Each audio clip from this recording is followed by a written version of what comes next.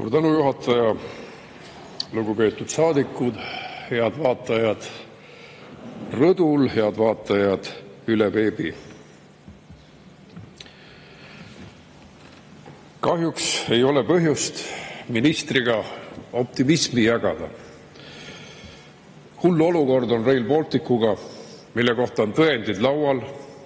Läti Rail Balticu uurimiskomisjoni juht on käinud mitu korda Eesti komisjoni ees esinemas ja tõdenud, et Lätis on asjad eriti halvad.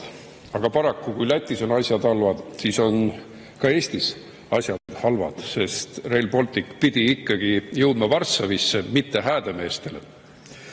Ja täna ehitame me siiski Häädemeeste ekspressi, kui ei leita üle 10 miljardi euro lisaraha, millega ka Euroopa Liidus hakkab kitsaks jääma. Aga mis kõige hullem Rail Balticu puhul? Selle järgi lihtsalt puudub nõudlus.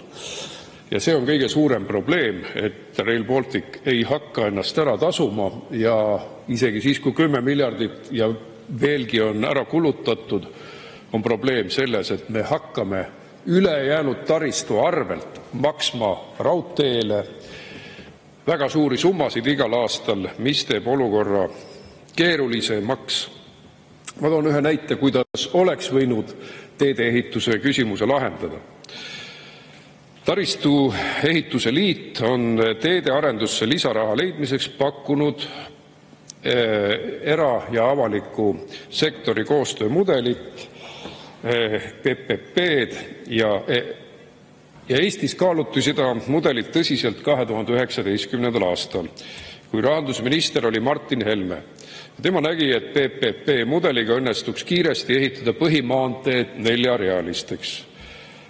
Nii pidi olema Libatse-Nurme teelõik selle meetodi katse tee.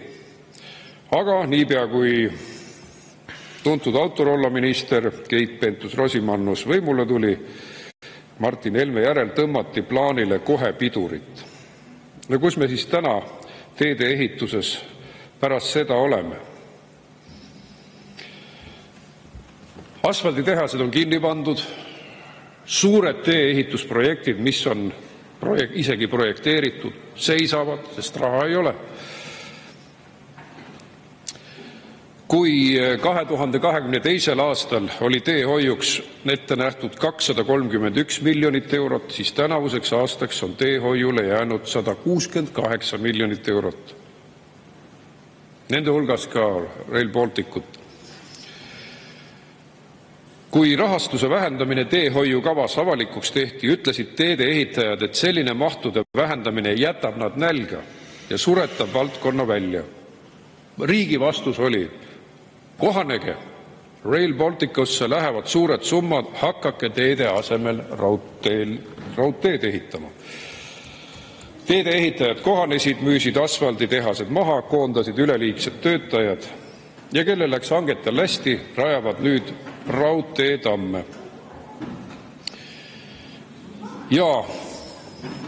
Aga samal ajal, kui kusagile upub raha ära, siis kusagile ju raha ei jõua. Nii ei jõua ta Tallinna-Haapsalu raudtee valmis ehitamisse. Nii ei julge mõeldagi sellele, et Rakverest võiks reisirong jõuda ka Kundasse, kuigi raudtee on olemas, ainult sõida. Ma ütlen ära ministrile saladuse, et ta võiks endale rasvase ristikese juurde saada, kui see raudteelõik tööle pandaks, mis on olemas. Miks ei või olla rong siis aeg-ajalt Kundas? Ja see ongi riigi enda sisemine ühendamine.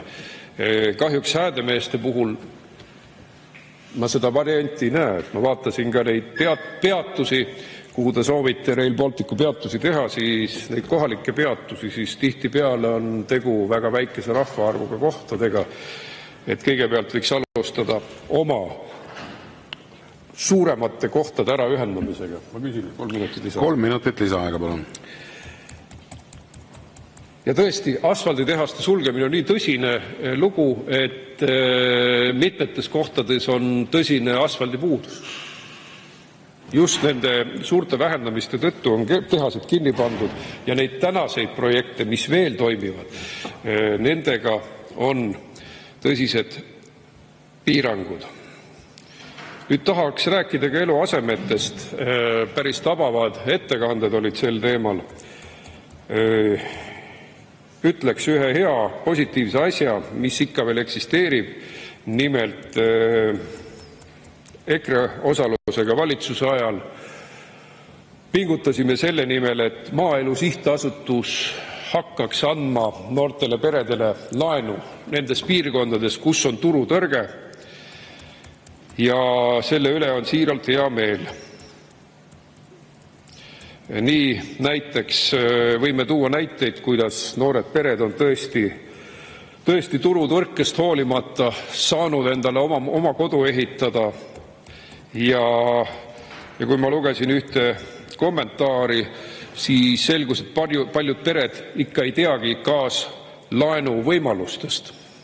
Et maapiirkondades on olukord ju veel hullem kui siinsamas Tallinnas, kus on hinnapiirang noortele peredele väga suur.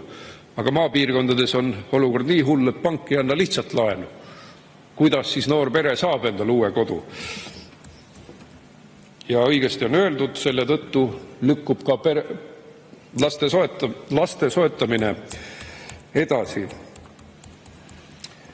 Nii et kui me vaatame oma sündivusnumbreid 1,3, siis on olukord väga kurb ja noorte perede kodulaenud võivad olla siin väga tähenduslikud, et ükskord oleks jälle meie sündivus taastetasemel. Mida veel lisada? Et taristu on läinud ikkagi rohepöörde teed, aga ma kinnitan teile, rohepööre saab otsa.